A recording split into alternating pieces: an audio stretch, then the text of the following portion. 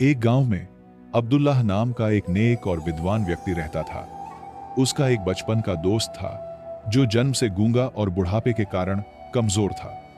अब्दुल्लाह को अपने दोस्त से मिले हुए कई साल बीत चुके थे। एक दिन उसका मन अपने दोस्त से मिलने का हुआ। अगले दिन वह पैदल ही दोस्त के गांव की ओर चल पड़ा। रास्ता लंबा था और बीच में कई छोटे छोटे गांव पड़ते थे। चलते चलते अब्दुल्लाह की मुलाकात एक अजनबी से हुई जो उसके साथ चलने लगा। अब्दुल्लाह ने सोचा कि सहयात्री मिलने से सफर आसान हो जाएगा। उसने अजनबी से उसका नाम पूछा तो उसने अपना नाम इसराफील बताया। अब्दुल्लाह को यह नाम अजीब लगा, लेकिन उसने ज्यादा न सोचकर बात को टाल दिया। रास्ते में एक गांव आया। इसराफील ने कहा, आप आगे बढ़ें, मुझे इस गांव में किसी को सजा ए मौत देनी है, मैं बाद में आपसे मिलूंगा। अब्दुल्लाह ने ठीक है कहकर आगे बढ़ गया। तभी खबर आई कि उस गांव में एक आदमी को बैल ने मार डाला।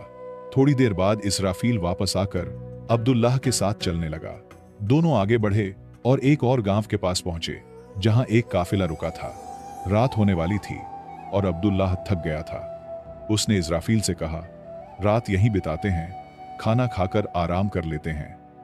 इसराफील ने सहमति जताई और बोला, मुझे इस गांव में कुछ जरूरी सामान देना है, आप खाना खाएं, मैं बाद में आता हूं। वह चला गया और कुछ देर बाद गांव में आग लग गई। अब्दुल्लाह को शक हुआ कि इसराफील जहां भी जाता है वहां कुछ न कुछ अनहोनी होती है।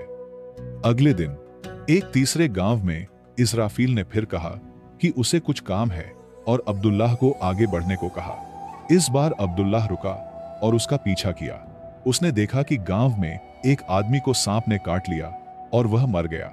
इसराफील वापस लौटा तो अब्दुल्लाह ने उससे पूछा, तुम जहां भी जाते हो वहां कोई ना कोई नुकसान होता है, यह सब क्या है? इसराफील ने जवाब दिया, आप विद्वान लगते हैं, फिर भी नहीं समझे कि मैं कौन हूं।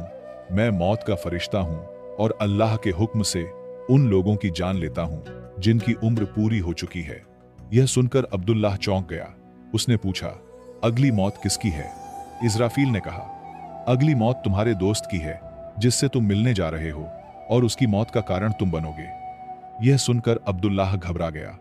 उसने सोचा कि अगर वह दोस्त से न मिले तो शायद उसकी मौत टल जाए। उसने वापस लौटने का फैसला किया, लेकिन तभी उसका दोस्त तेजी से उसकी ओर आता दिखा। वह कमजोर और गूंगा होने के बावजूद अब्दुल्लाह को देखकर खुश था और उस तक पहुंचने की कोशिश में था। लेकिन जैसे ही वह पास पहुंचा, दिल का दौरा पड़ने से उसकी मौत हो गई। मौत का फरिश्ता बोला, तुम्हारा दोस्त पिछले गांव से तुम्हारे पीछे आ रहा था, लेकिन कमजोरी और गूंगेपन के कारण तुम तक नहीं पहुंच सका। उसने अपनी सारी ताकत लगाई, मगर बुढ़ापे में इतनी ताकत नहीं थी, इसलिए उसकी मौत हो गई और तुम उसकी मौत का कारण बने। अब्दुल्लाह को अब यकीन हो गया कि वह वाकई मौत का फरिश्ता है। उसने हिम्मत कर पूछा, मेरी मौत कब होगी? इसराफील ने कहा, तुम्हारी मौत ठीक 6 महीने बाद, आज के दिन किसी दूसरे मुल्क में फांसी से होगी और तुम खुशी खुशी फांसी पर चढ़ोगे। यह कहकर वह चला गया। अब्दुल्लाह अपने दोस्त का जनाजा पढ़कर गांव लौट आया, लेकिन अपनी मौत की बात सुनकर वह परेशान हो गया। वह बादशाह के पास गया और सारी कहानी सुनाई। बादशाह ने अपने सिपह सालारों से सलाह ली। उन्होंने सुझाव दिया कि अगर अब्दुल्लाह किसी दूसरे मुल्क में न जाए तो उसकी मौत टल सकती है। बादशाह ने अब्दुल्लाह को अपने महल में रख लिया, जहां वह बिना इजाजत कहीं नहीं जा सकता था, लेकिन अपनी मर्जी से महल में कहीं भी आ जा सकता था। 6 महीने बीत गए। मौत का दिन आया। अब्दुल्लाह डर के मारे जल्दी सो गया ताकि रात जल्दी बीत जाए, लेकिन उसे नींद में चलने की बीमारी थी जिसके बारे में वह खुद नहीं जानता था। रात को वह नींद में उठा, महल से निकला और सबसे तेज घोड़े पर सवार होकर पड़ोसी मुल्क में पहुंच गया। वहां वह बादशाह के खजाने के कमरे में जा पहुंचा और सो गया। सुबह खजांची ने उसे देखा और बादशाह को बताया। बादशाह ने गुस्से में अब्दुल्लाह को फांसी की सजा सुना दी, यह समझकर कि वह चोर है। अब्दुल्लाह ने अपनी कहानी सुनाई, लेकिन बादशाह को यकीन नहीं हुआ। उसने पड़ोसी मुल्क के बादशाह को खत भेजकर सच्चाई की जांच की। जवाब आया कि अब्दुल्लाह सच कह रहा है और पिछले 6 महीने से उनके महल में मेहमान था। बादशाह अब दुविधा में था। उसने सिपह सालारों की सलाह पर अब्दुल्लाह को कच्चे धागे से फांसी देने का फैसला किया ताकि उसका हुक्म भी पूरा हो और अब्दुल्लाह की जान भी बच जाए। अब्दुल्लाह को भी यकीन था कि कच्चा धागा उसे मार नहीं सकता, इसलिए वह खुशी खुशी फांसी पर चढ़ने को तैयार था। लेकिन जैसे ही फांसी दी गई, कच्चा धागा टूट गया, मगर उसने अब्दुल्लाह की गर्दन की रग काट दी।